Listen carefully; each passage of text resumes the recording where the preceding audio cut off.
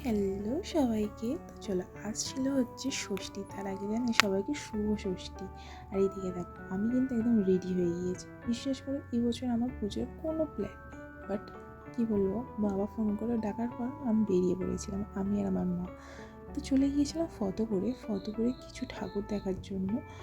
বিশ্বাস করো, আমার এক একটা ঠাকুর এত সুন্দর লেগেছিল না, আমি চোখ ফেরাতেই পারছিলাম না। আর এখানটায় আমি আর আমার মা একটু ফটো তুলে নিচ্ছিলাম।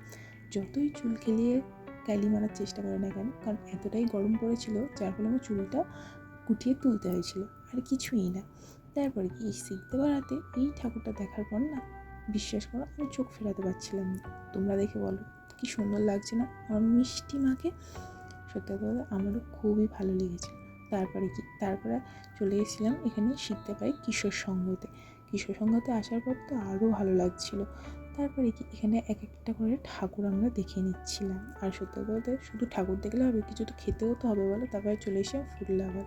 আর তোমরা যারা বললো আমাদের মেকআপ নাকি উঠে যায়, কী করে উঠে? আমার তো এক বিন্দু ওঠে না। তারপরে হচ্ছে চলে আসি দিঘির পাড়ে, আমার বাড়ির কাছাকাছিতে। তারপর কি এই শেষ ঠাকুরটা দেখেই আমরা বেরিয়ে পড়ি বাড়ির উদ্দেশ্যে। টাটা।